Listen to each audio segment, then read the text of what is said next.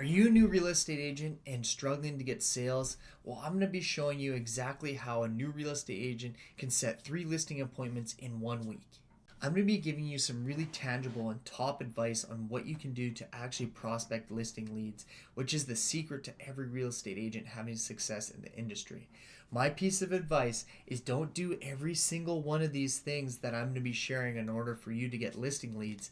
To pick one or two and absolutely perfect those strategies, and that's what's going to be the ultimate thing for you to getting 3 listing appointments a week and actually getting listings.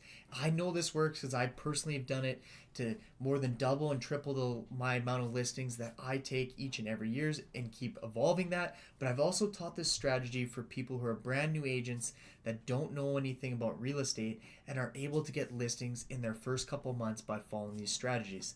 So let's dive into it here. Strategy number 1 is cold calling. So whenever I've cold called recent sold neighborhoods, I've always gone on multiple listing presentations.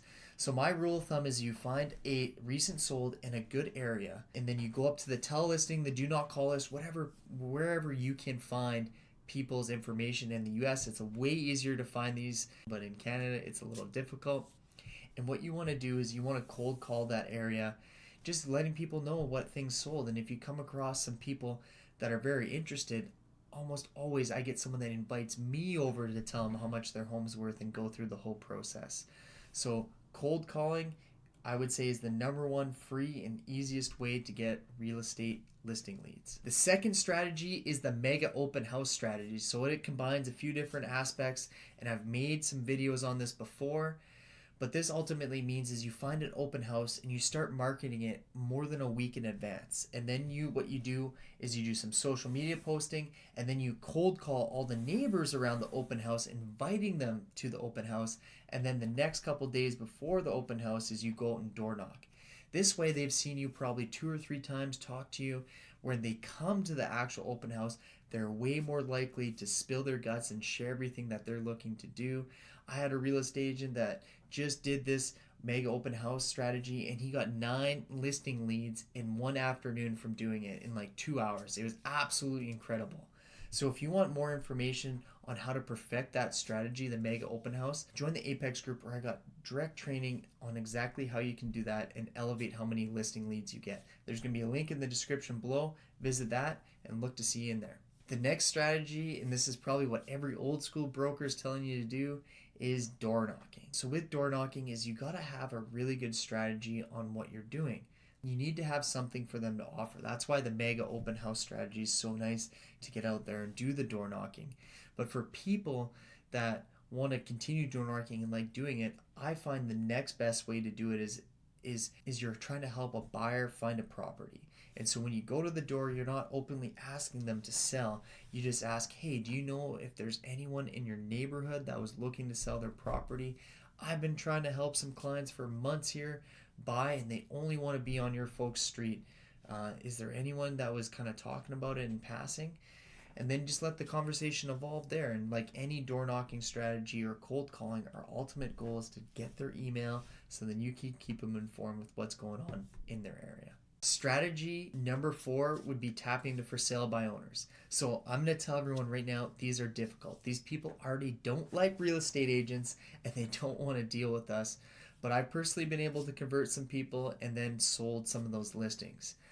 But they are a great market in order to tap in as if you're a new agent and you don't have any listing leads. It's going on wherever they're advertised and calling the people.